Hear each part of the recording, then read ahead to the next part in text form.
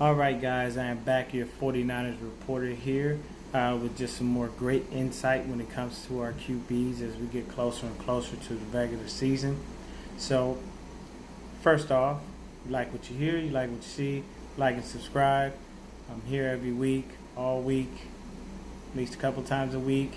Definitely hit that like, definitely hit that subscribe, hit the notification button so you can make sure that you see all these great reports that I'm about to give you right now. So, let's get started. We're going to talk about these quarterbacks. So, currently on the roster, we have 4 quarterbacks. Simple. Jimmy G, Nick Mullins, C.J. Beathard, Wilton Speight. Speight came from UCLA. That's my college team. I didn't go to UCLA, but I had an uncle who went there, so it's all good. But, let's go ahead and start off with just a few notes on this 24-15 win that we went ahead and had over the Denver Broncos. So, 24-15 win over the Broncos. We're 2-0 in the preseason. Jimmy G was 1 out of 6, no yards, and an interception. C.J. Beathard, 5 out of 11, 81 yards, no TDs, took a sack, didn't feel the pressure coming, and would have had more yards had KB not dropped a pass. So, Nick Mullins, 2 out of 3, 27 yards. Touchdown pass to who? KB. If y'all don't know who KB is, that's Kendrick Bourne.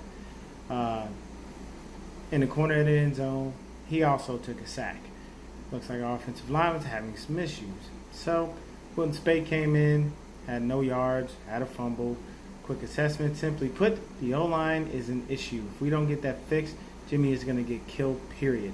He looked scared, and he had no time to go through his progressions. Denver's defense was on point. If that's how our line will look against the top defense, we are in trouble. CJ looked good, no picks this game, didn't do bad on the passing. Nick was great. I just love Mullins, so he was perfect for me. Speight showed why he'll wind up on the practice squad, pretty much because of that fumble. I mean, the ball literally slipped out of his damn hands. He was about to throw a bubble screen, and he bobbled the ball. We faced 2 top 10 defenses from last year,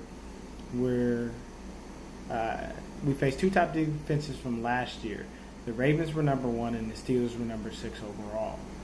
6 teams that ranked from 11 to 20, and the rest were in the bottom of the league in overall rankings. So that should allow us to gel properly on that O-line, but we need Richburg to show up and be healthy, and Person to be healthy as well, due to our issues with depth on the O-line.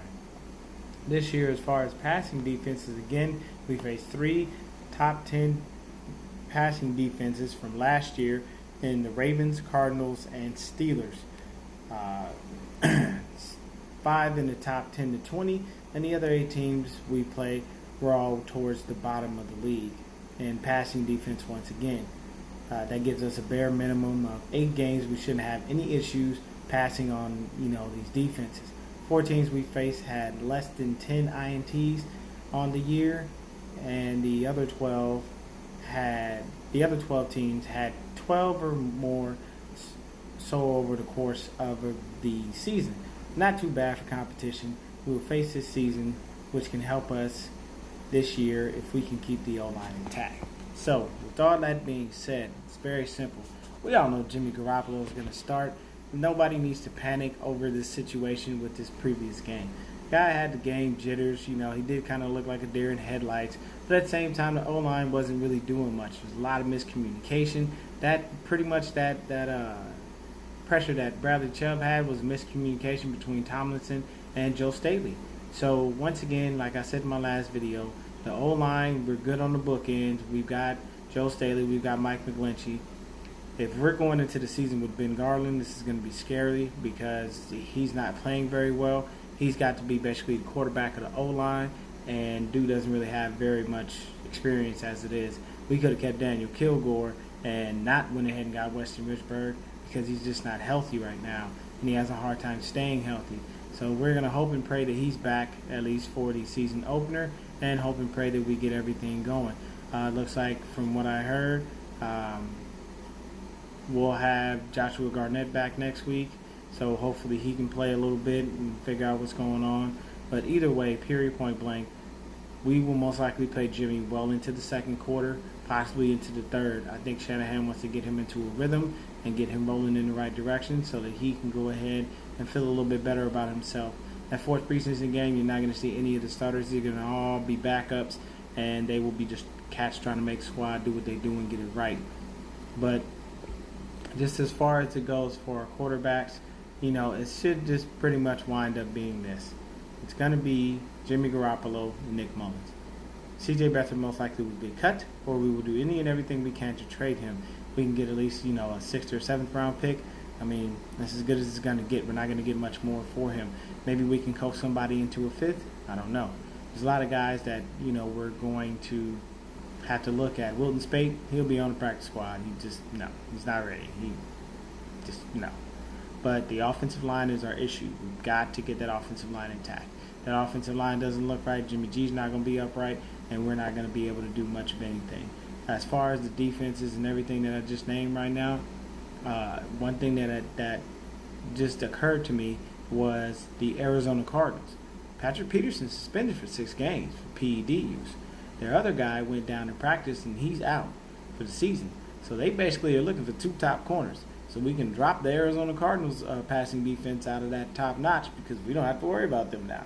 At least for the next couple, I think we don't play them, for a while. But either way, we still have a good, good chance on making sure that we can do some good things.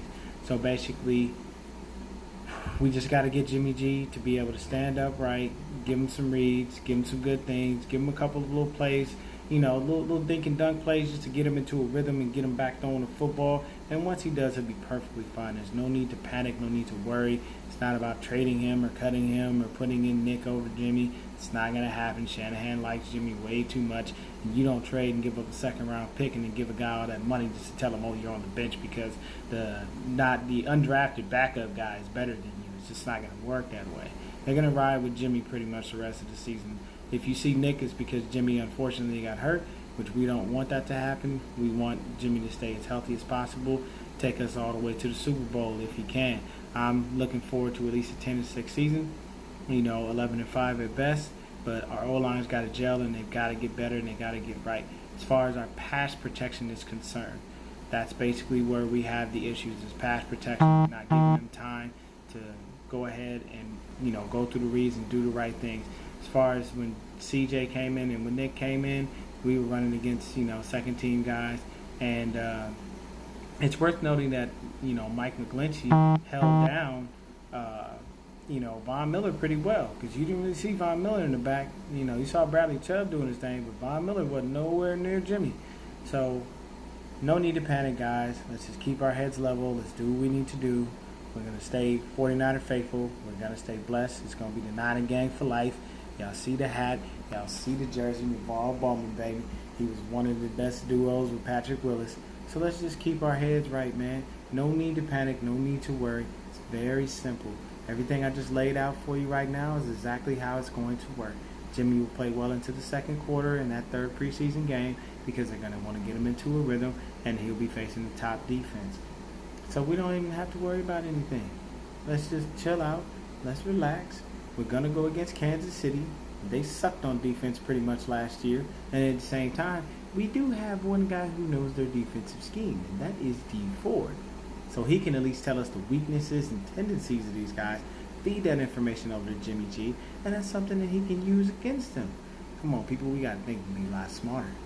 So at the end of the day, we'll be fine. Jimmy's going to be good. Just a little, knocking off the rust. Hopefully that rust is knocked off before game 1. We can go out there and whoop the Bucs' ass. Peace. I'll be back for another video in just a moment.